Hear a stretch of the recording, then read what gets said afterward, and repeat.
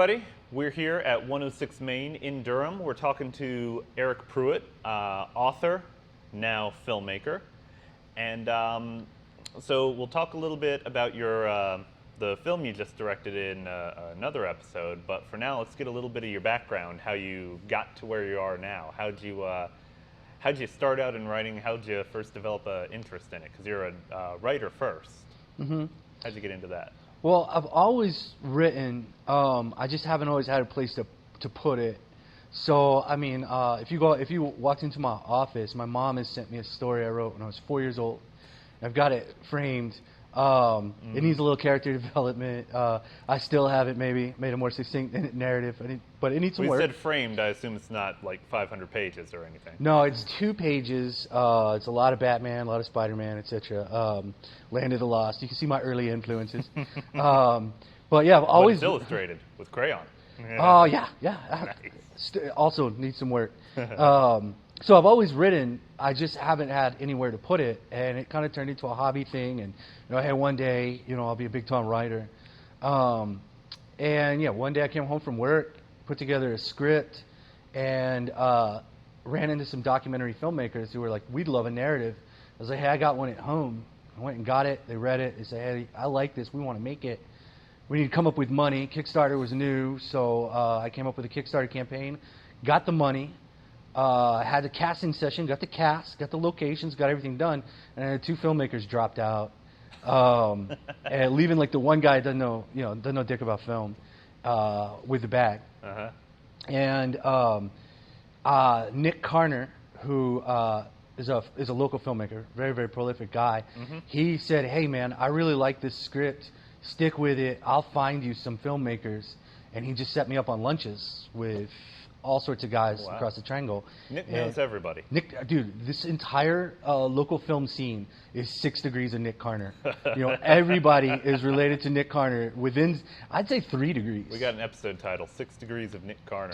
Dude, it's starring Eryk Pruitt. Starring everybody. Everybody knows Nick. So yeah, Nick gets me a meeting, and one of the people that I met with was Christopher G. Moore, who... I mean, I looked him up on the internet before our meeting, and he just, he gets things done, gets them submitted into film festivals, wins prizes. Mm-hmm. So it's a no-brainer. And we got together, and that's my first film, Foodie, that I wrote, and he directed. And now, how did you? That was your first screenplay, right? Well, I had written them before. I actually had an agent in the '90s, and I had 2 deals, and got checks for these scripts, but they were never made. And so that was always the question. Like, if you're talking to a girl in the bar, how impressive is that going to be? Well, I'm a screenwriter. And they're like, oh, yeah, what'd you write? I said, well, you haven't seen it yet. It was never made. So, 2 people read it, and they own it, so they're not going to show it to anybody, but I wrote it. What would you rather have? And this is a question I think we look at all the time, is what would you rather have? A check for something that never gets made, or you do all the work and help get the money for something, but it gets made? Right. And you don't make any money off of it. Mm-hmm. And I mean, you walk down that road and you're constantly hit with that path, that fork in the road. I mean, the answer is, yeah, I want something that's made. Mm-hmm. I don't want to spend any time on something that's just going to sit in my file cabinet like everything else had up to this point. And so you just kind of hit this deal with Foodie, like when the filmmakers walked out, that I don't want to keep doing something that doesn't get made. Right. I spent time on this. It worked. We cast it. Now there's other people invested in it, who have track records of working with people that don't get stuff made. Can't do that. Got to make it.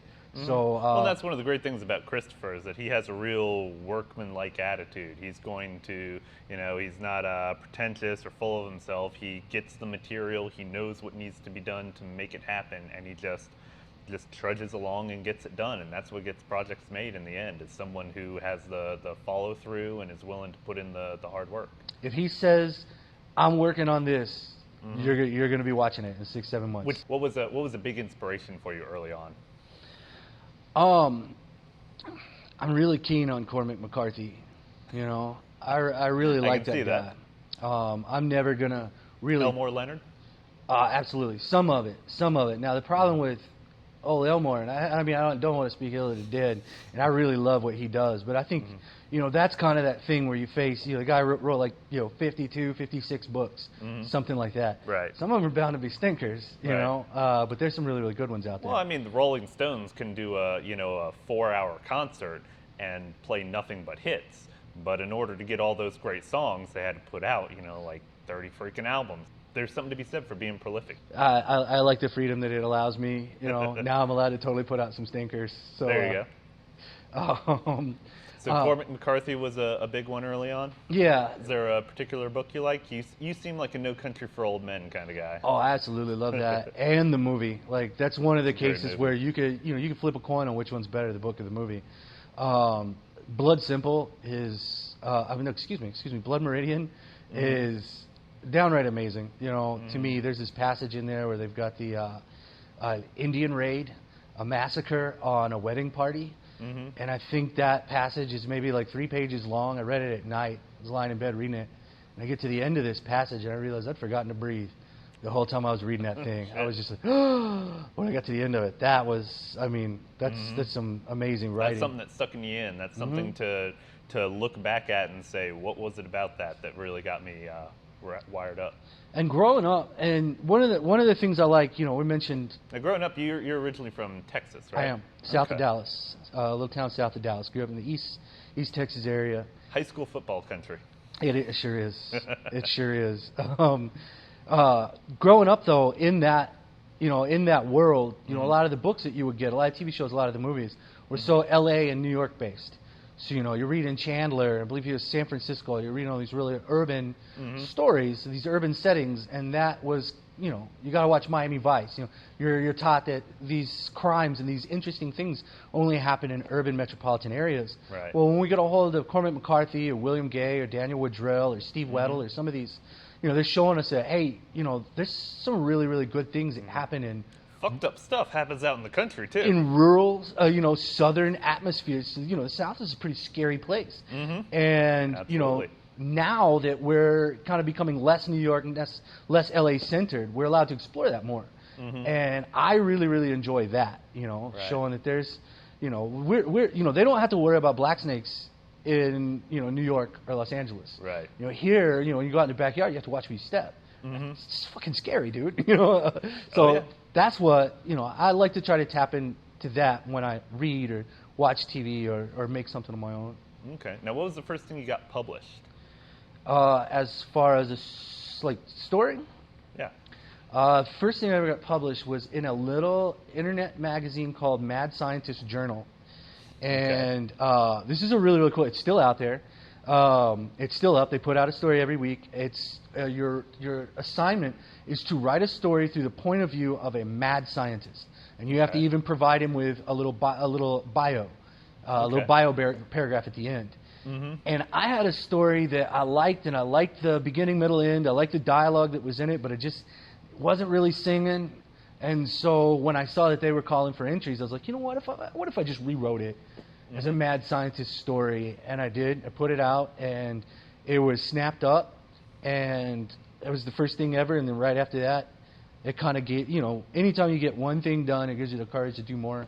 So since then, I've had.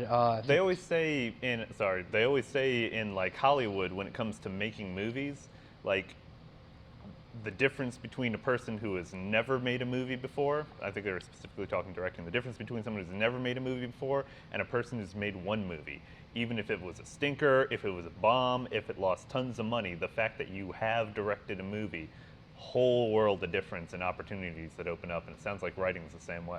I look at the query letters that I wrote before Foodie and before Dirtbags, and the query letters that I've written since, and that bio paragraph, is what makes the before it sounds like a bunch of begging, Yep. like please read my stuff. I promise I'll work really hard, and then ever since, I've published 30 short stories. I got this, blah blah blah, and it helps. It reads like a pro. It helps. So I would encourage anybody out there querying, lie.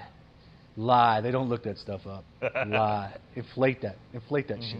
Start your own Wikipedia page, have your Yeah. friends edit it for you, Absolutely. preferably not when they're drunk. It's a revolution. So how did you start So you wrote a lot of short stories, got them published here and there.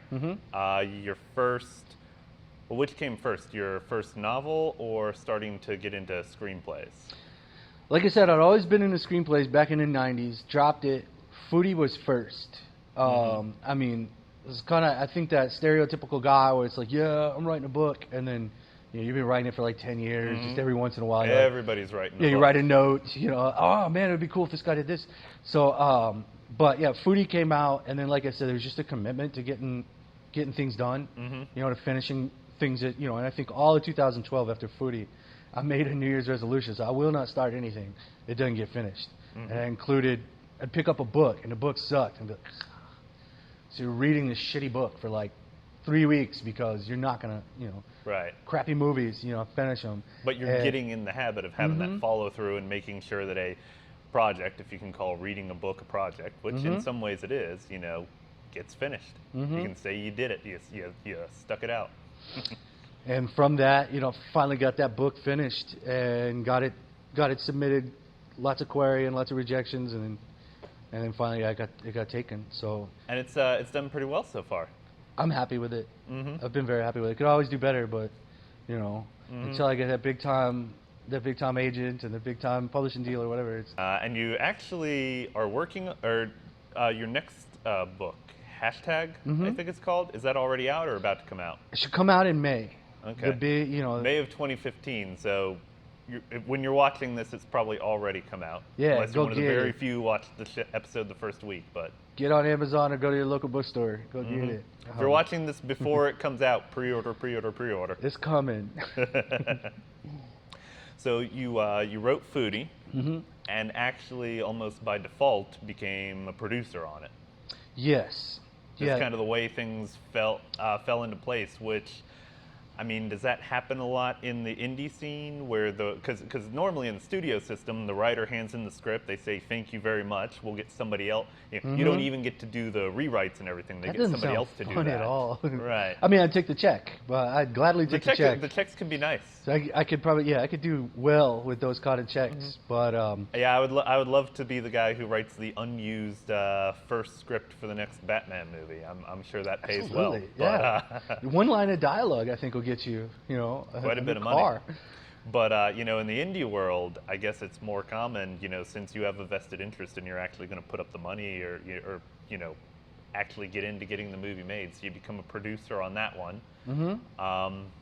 And Foodie comes out and hits the festival circuit, and I guess you're already after, or probably while that one's coming out, you're already hard at work on the next one. What was that?